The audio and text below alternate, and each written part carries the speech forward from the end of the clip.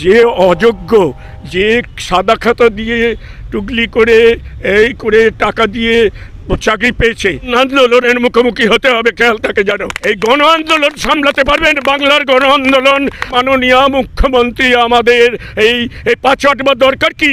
খুব সাবধান, বারবার সাবধান করছি জনসাধারণের তরফ থেকে। অযোগ্যদের জন্য যোগ্যরা মরবে কেন? আর যদি মুখ্যমন্ত্রীর একটি সন্তান থাকতো, তাহলে সে যদি এইরকম ধর্ণাতলায় বসে থাকতো, এটা কি একটা মুখ্যমন্ত্রীর মুখের শোভা পায়? প্রতি কথায় ওই সিপিএমরা করেছে, সিপিএমরা করেনি, তাদের দূর করে দিয়েছি। তোমার বিরুদ্ধে কি করবো? ওই একই রাস্তা নেবো, দূর করে দেবো।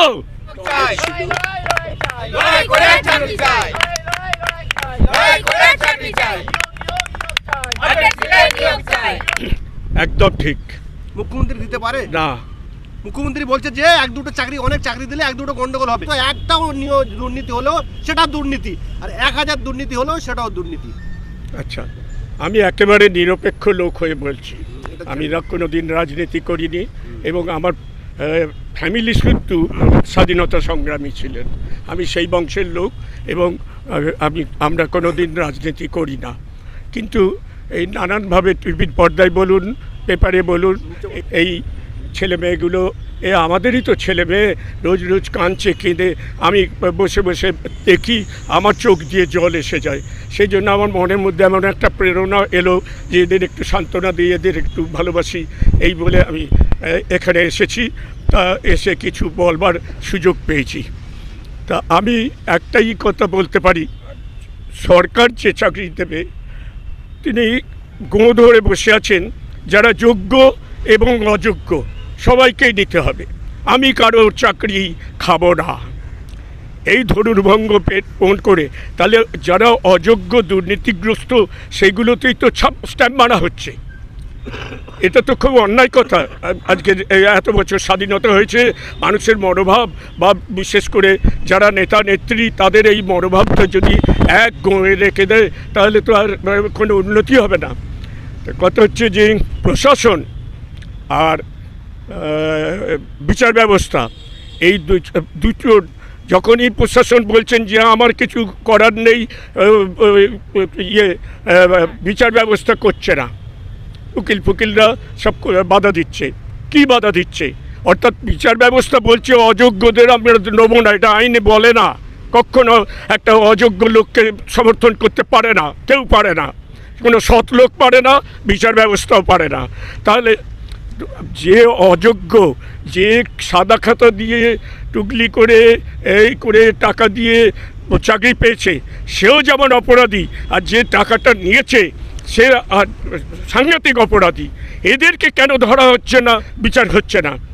তা কথা হচ্ছে যে এই যে মানে দুজনে যে গোঁ ধরে আছে প্রশাসন এবং বিচার ব্যবস্থা, এটা no two parallel line meet together, এটা কোনোদিনই আমার মনে হয় কখনো সমাধান হবে না এটার। এই আর তার মধ্যেই আর একটা চালাকি, কারণ আমি তো জন্ম থেকেই তো অনেক মুখ্যমন্ত্রী দেখেছি, আর এই ইয়েতে এখনও দেখছি, এটা একটা চালাকি টেট পরীক্ষাটা ঢুকিয়ে দেওয়া। দ্যাট মিনস এটা সব ডিসপিউটেড হয়ে আছে, গোলমাল হয়ে আছে, যোগ্য অযোগ্য বিচার ব্যবস্থা এটা মানছে না, অতএব আমরা কী করবো, তার বলে তো বসে থাকতে পারে না।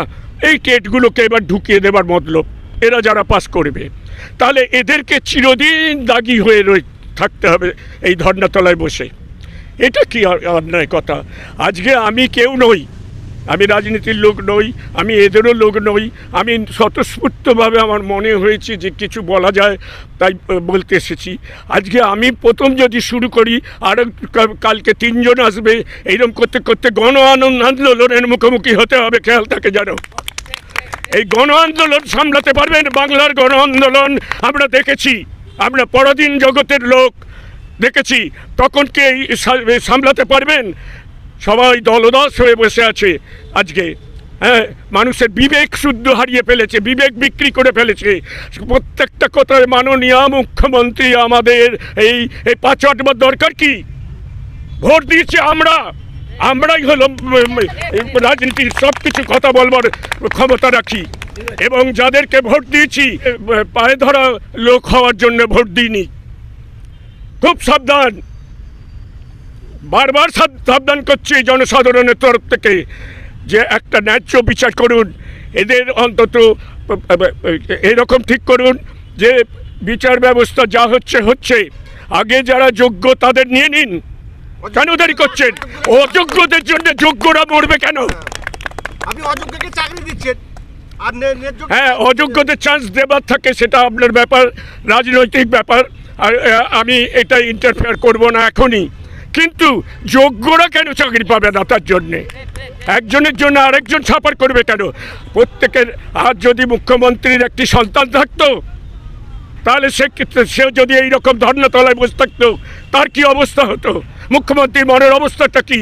তা মুখ্যমন্ত্রীর এই সমস্ত ছেলেমেয়েরা কি তার ছেলে মেয়ে নয়? তিনি বলছেন আমার দল আগে, তারপরে দেশ।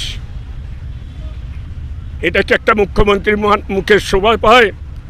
দেশের, আমরা দেশবাসী, আমরা দলবাসী নই, আমরা দলদাসী নই। সুতরাং একজন দেশবাসী হয়ে আমার পাড়ায় পাড়ায় একটা এই পড়ে গেছে, আরে দুর্নীতি যারা করেছে তাদের চাকরি ছেড়ে দাও, যারা যোগ্য প্রার্থী তাদের দিয়ে দিচ্ছে না কেন? এই যে একটা পাড়ায় পাড়ায় হল্লা উঠছে, ভেতর ভেতর চাপা আগুন, এই আগুনে কিন্তু পুড়তে হবে, এই বলে দিলাম, কারোর রক্ষে নেই। এই আগুনে অনেক, আমি সেই 1 পয়সা ট্রাম ভাড়া বাড়ার সময় চোখের সামনে দেখেছি গুলি করে মারলো, হ্যাঁ, তাদেরও বিদায় নিতে হয়েছে। প্রতি কথায় ওই সিপিএমরা করেছে, আরে সিপিএমরা করেছে, এই করেছে, অতএব আমারও রাইট হয়ে গেছে করব, এটা কি কথা? সিপিএমরা করেনি, তাদের দূর করে দিয়েছি, পারেনি বলেই তো দূর করেছি। এবার তুমি পারছো না, তোমার কি করব বলো? তোমার বিরুদ্ধে কি করবো? এই একই রাস্তা নেবো, দূর করে দেবো? সেটা কি শোভনীয়? এক্ষুনি হয়তো আমার হাত করা পড়িয়ে নিয়ে যাবে, তাতে আমার কিছু আসে যায় না। 80 বছর হয়ে গেছে, আমি মেয়ের অধীনে আছি, নয় রাষ্ট্রের অধীনে থাকবো, ভাত তো খেতে পাবো। কিন্তু এই ছেলেগুলোর কি হবে? কাঁদবো, কেঁদেও কিছু ফল নেই, যারা কাঁদে এদের ফল নেই। এদের কার বাচ্চাকে রেখে আসে, কেউ বাচ্চা নিয়ে আসে, সব সময় দেখতে পাচ্ছি এদের কি কিচ্ছু বলবার নেই, কোনো কথা শোনবার লোক নেই। আর ওই নাটকবাজি প্রত্যেকটা মানুষ বোঝে। একবার বক্তব্যবাবু বলছে, এই কুণালবাবু এই বলছে, এইসব ছেলে খেলা হচ্ছে, ওদের কোনো হাতই নেই দেবার। মুখ্যমন্ত্রী যদি বলে যে এদের যোগ্যদের দিয়ে দাও, তারপরে আমি কোর্টে ফসলা করছি অযোগ্যদের ব্যাপারে, সেটা ভালো, ওয়েলকাম, সেটা ওয়েলকাম, আমরা সবাই মুখ চাপিয়ে বলবো সাবাস মুখ্যমন্ত্রী। সেইটা কেন বলছেন না? এটা মানুষ বোঝে না। জাহাজ যদি না বোঝে, বুঝবে, একবার টপকালি বুঝতে পারবে, একবার টপকানো দরকার। আমি একটা বাংলার নাগরিক হয়ে, ভারতের স্বাধীন নাগরিক হয়ে বলছি, একবার সরকারকে টপকানো দরকার। সবাই প্রস্তুত থাকুন। নমস্কার।